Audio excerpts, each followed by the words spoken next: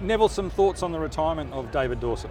Yes, look, it was certainly a sad day there at our last board meeting only 3 weeks ago when David called correct weight on what was a really stellar career as a director for the Brisbane Racing Club. After sort of 17 years, he was part of the QTC board. Then after the merger in 2009, he stepped onto the BRC board. He brought to the discussions at the boardroom very strong advocacy around members, membership benefits and membership facilities. And quite often when we were getting off on commercial tangents, which we had to do to diversify the business, he was very grounding for us and brought us back to earth on how this would impact on the various various membership benefits. So for that he'll be very sadly missed. He's going to continue on in the role in the BRC family as an ambassador, and I'm sure he'll do a great job with that. And also, it's been a tumultuous time for the club with Eagle Farm, and David's been a great supporter of yours and the board and the club continuing through that. He was, and we've faced numerous challenges as a board, and it's a great tribute to the board and to David that we've all stuck solid on what we've had robust discussions, but at the end of a meeting we've landed on a position and everybody has supported that position. So it's been a real baptism of fire, I guess, for a lot of the directors who haven't been exposed to that sort of public scrutiny, and David continually put up his hand and gave us very good advice on the scientific aspects of a lot of those things that we were dealing with, almost on a monthly basis there for a period of about 3 years. Rich, some commentary on David Dawson and his time on the BRC board. Yeah, the club's very fortunate to have had Double D for so long, and I know myself joining the board as a rookie director 10 years ago, it was great to have an experienced head around to hear the tales of the racetracks from the 1960s and 70s.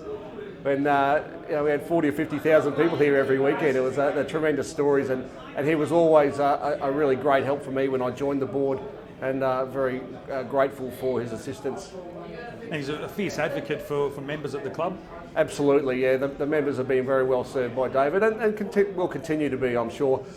His opinion will be volunteered whenever it's necessary, I'm certain, but it's always warranted, and I think what is created for the members' experience shouldn't be underestimated. David, give us some of your reflections on your time here, not only BRC but the QTC before that. Oh, Nathan, there's so much has happened in the time I've been coming here. I've been obviously privileged to see the days when the crowds here were just massive and the betting rings were theatres in themselves. We'll never see it back. It's a shame really we haven't got a lot of it on camera either. But then it was a busy day on a racetrack because you had to go and look at the horses in the parade ring, and then you'd go to the bookmaker's ring, and then you'd dive up in the stand to watch the race, because obviously there was no video coverage in those days. That's been a huge change in the on-course experience for punters, because we had to go in the grandstand to watch the race. Now you don't go in the grandstand unless you're someone who's looking for a seat and you're looking for the cool air that comes across both Doomben and Eagle Farm. But it's the change in the crowds which has been the most significant thing in my memory. I often get pangs of nostalgia thinking about the way it was, and you wish it could come back, but it won't, and it can't come back. However, the race day is still a unique experience. During your time on the board, you were known as a fierce advocate for members. Where did that stem from? Well, I joined the club the first opportunity I could. Back in the 60s and 70s, the membership of the QTC was closed, and it certainly was closed at the BATC. But for the QTC, you needed to get 6 nominees, and then you went on a waiting list, and then you could, for a while, be on a provisional list, which allowed you to purchase a ticket.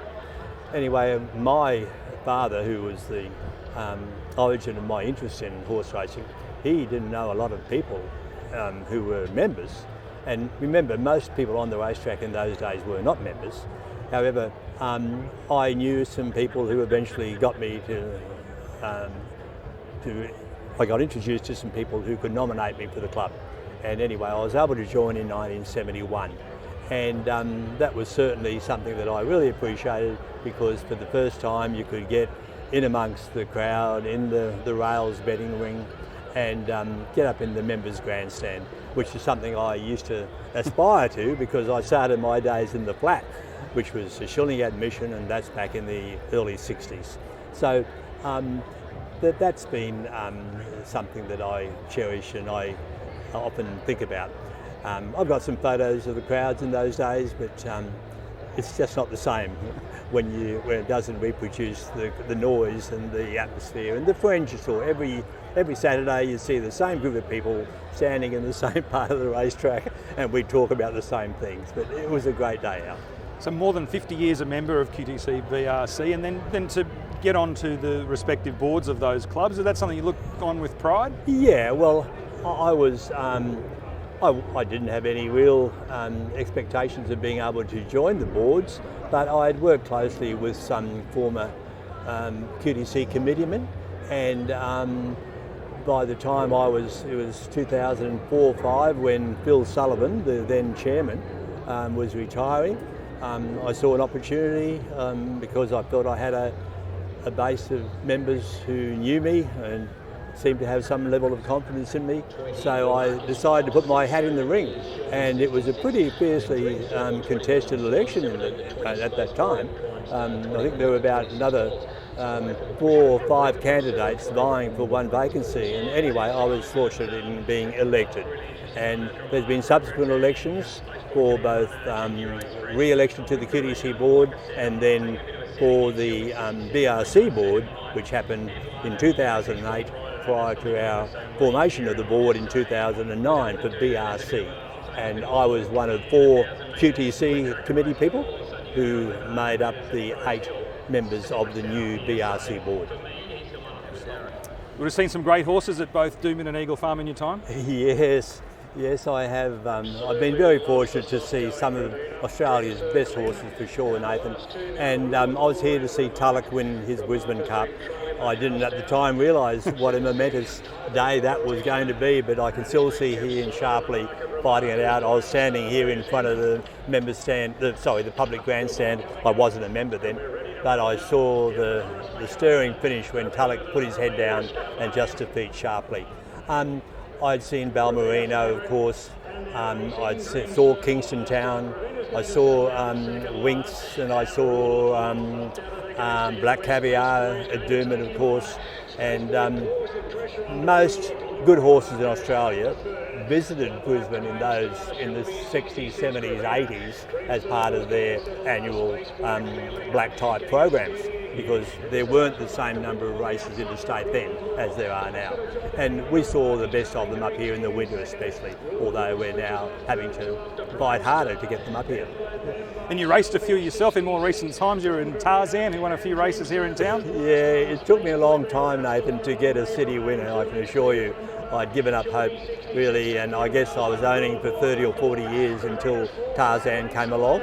I'd won some midweek races with some horses who didn't have any aspirations for open company, and then luckily Chairman Neville Bell advised me to purchase a share in Tarzan with Stewie Kendrick, and even with Tarzan's problems, he still was able to manage to win, I think, 15 races, one of which was an open company race here at Eagle Farm, and I've got that on my wall, and I think it might be the only one I have on my wall of an open company win at Eagle Farm, but he's been a very good racehorse. So now you've retired from the board, are you going to miss those as Neville Bell described them, as robust discussions around the board table? Oh, look, I guess I in some ways I will, but look, the board is a really effective board, and I think my contribution has been not great. I've been a bit player all the time, but I have always reminded them that this is a members club, and not that there was any need to do that, but when you're building blocks of units and opening up sports clubs and shopping centres, we've got to keep focusing on the fact that this place is owned by members, and we want it to always be that way. separate to your being on the board, you're prominent on social media. You know, there's Double D on social media, and place punter. Where did the place punting mentality come from? Oh, I think I was born to be a place punter, Nathan. As I said in my intro, on Twitter, I used to bet for the win, and they kept running second, so I started betting for the place, and now they won fourth. So I think you know that we can all back fourths, and I'm sure I'm not any more unlucky than any other person. But I think I can enjoy watching a race far more if my horse has only got to run in the first three rather than in the first place. And but look, if I had my time over again, I don't think I'd do anything different. I just wish I would have taken opportunities back in the 70s when the bookmakers were all over the racetrack, and some of the percentages that they were offering was just too much to even think about, and we missed chances to win on. And the big punters at the time, they were able to exploit the variations in prices across the racetrack. They were great days, and look, I'm just enjoying being at the races now. It's still a great spectacle, and I love seeing my friends here as well. Well, we thank you for those years of service, and we look forward to seeing you here many, many Saturdays into the future. Thank you, Nathan. Well, I'll be doing my best to keep coming along.